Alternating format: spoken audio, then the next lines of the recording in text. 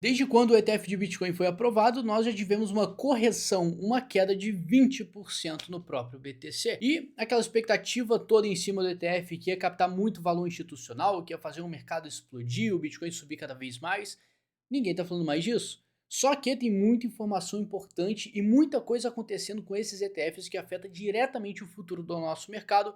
E é por isso que você tem que ficar nesse vídeo até o final para você entender o que eu preciso te passar. Eu quero trazer um pouco a sua memória para a gente começar no dia da aprovação dos ETFs, que foi dia 10, mais ou menos 10, 11 de janeiro. Desde então, o Bitcoin formou seu topo nos 49 mil e já chegamos hoje a ter uma retração de quase 20%, o que é muita coisa, mas se você olhar um pouco mais para trás, você vai ver que o Bitcoin tem um caminho longo aqui se ele for empurrar mais correções. E aí você fica ou preocupado ou esperançoso para fazer boas compras.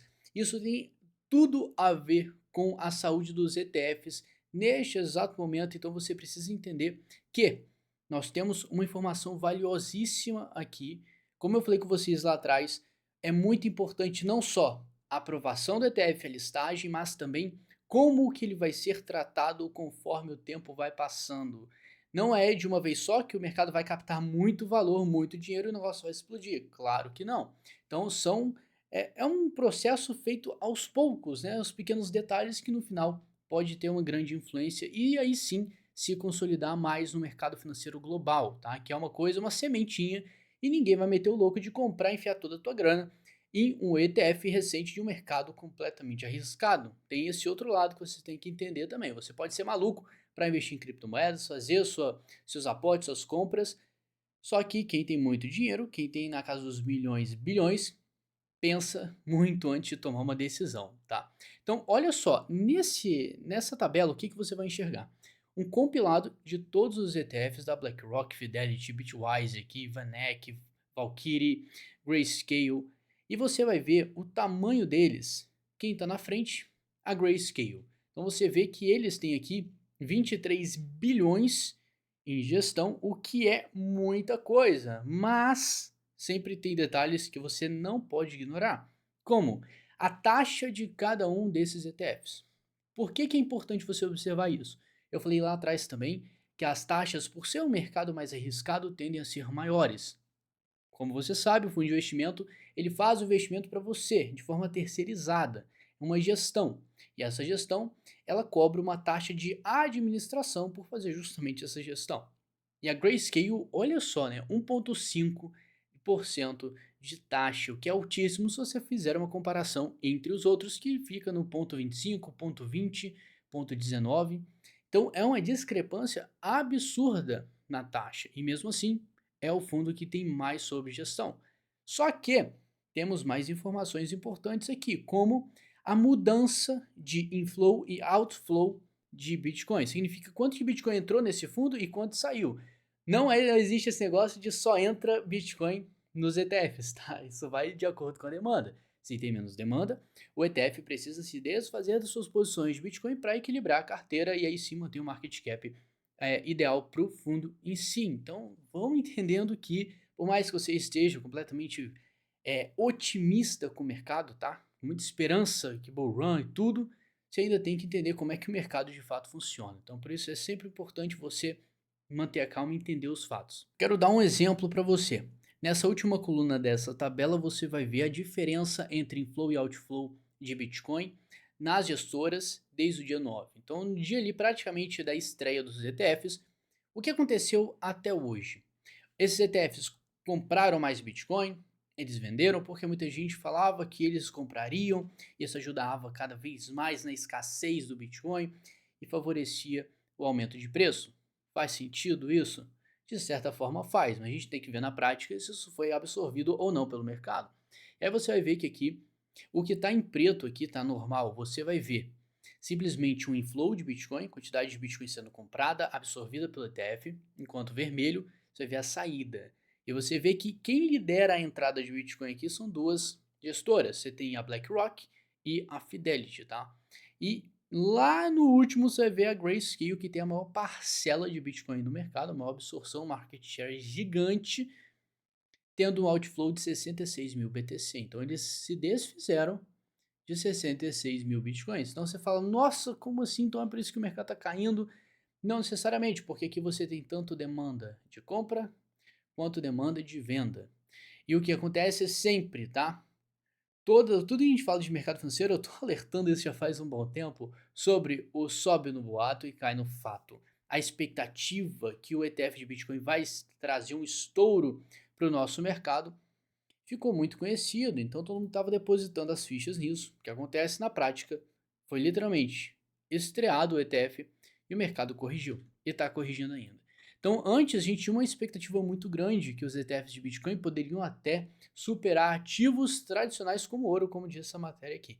Essa é a expectativa, mas falta muito chão. O ouro já se provou por muitos anos. O Bitcoin está no início da jornada, então não tem como você fazer uma comparação direta. Claro que isso aí, com o tempo você vai vendo sinais. O Bitcoin ainda é uma sementinha em todo o mercado financeiro. Você tem que ter ideia disso ainda, tá? A expectativa sim é que ele cresça. A gente quer isso, mas pode não ser instantâneo como muita gente acha.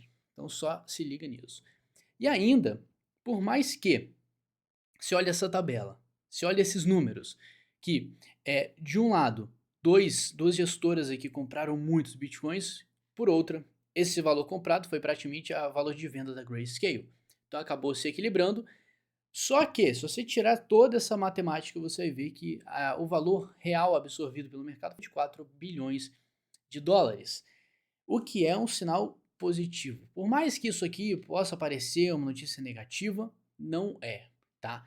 O lançamento do ETF em si foi muito positivo para o mercado, foi um recorde e chegou a acumular no dia 11 de janeiro 14 bilhões de dólares em volume nos primeiros 5 dias e deu uma lavada, uma surra de lavada aí de outros ETFs de outros ramos. Então, sim, cara, foi muito bom, foi muito positivo, mas novamente, o que importa é o depois, como que esses ETFs vão se comportar, como que o mercado vai tratar isso. Porque não adianta nada o negócio estourar em um dia e no outro começar a ter irrelevância, o negócio vai morrer praticamente. Você não quer isso. Para o nosso mercado precisamos de constância, precisamos de interesse constante. E aparentemente não chegamos nesse ponto, precisamos ainda observar muito. Mas, de um modo geral, acaba sendo muito positivo tudo que aconteceu. E olha só essa outra matéria, tá? Que interessante. Apenas 2 ou 3 ETFs de Bitcoin vieram para ficar nos Estados Unidos, diz o CEO da Grayscale. Então, um dos maiores aqui falou que nem todos vão ser sair na frente, né? Só 2 vão sobreviver. Então, cara, como é que você me fala um negócio desse? Será que o negócio tá tão difícil assim? Porque realmente tem, se você olhar nessa tabela, tem várias gestoras. E será que todas vão vingar? Vai ser essa maravilha toda? E aqui tem uns pontos interessantes para a gente analisar, tá? Então, aqui, ó, a maioria dos fundos de investimentos em Bitcoin negociados em bolsa não sobreviverá, diz o CEO da Grayscale. Então, o cara foi bem feliz nessa frase. Por outro lado, a Grayscale, o maior detentor de Bitcoin entre os emissores de ETF, cobra 1,5 de taxa sem isenção. Cara, isso é muito alto, novamente, se você comparar com o resto. Mas, novamente, é o maior market share e tá tudo tranquilo. E aí, por outro lado, você tem a Katie Wood, que é uma mulher que já tem uma grande influência no mercado, e ela defende muito o Bitcoin. Então ela já é praticamente uma entusiasta forte do Bitcoin. E ela disse o seguinte: estamos olhando para o Bitcoin como um bem público, e uma das maneiras de fazer isso é este produto de baixa taxa, que seria um ETF com uma taxa menor. Temos outras estratégias gerenciadas ativamente, onde podemos fazer mais no lado da lucratividade. Esse não é o nosso objetivo aqui, afirmou Wood. Isso aqui, eu quero deixar uma coisa bem clara para você. No mundo dos negócios, o que vale é o dinheiro, é o lucro. Esse é o primeiro mandamento. Tá? Para uma empresa sobreviver, ela precisa de lucro. A maioria dessas gestoras aqui estão visando o lucro, ó, ganho de capital.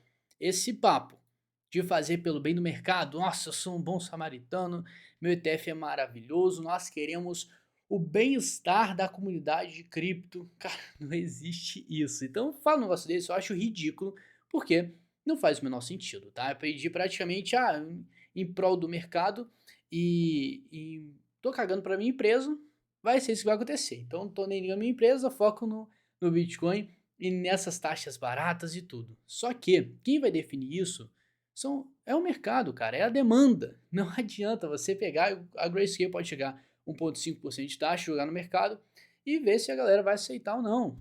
Então, pode ser que sim, pode ser que não. E com o tempo isso vai se reajustando de acordo com a demanda. Até porque se não tiver demanda nesses fundos, o que eles vão fazer? Provavelmente vão abaixar as taxas para ter mais demanda, mais interesse, para abrir um leque de oportunidade para novos clientes.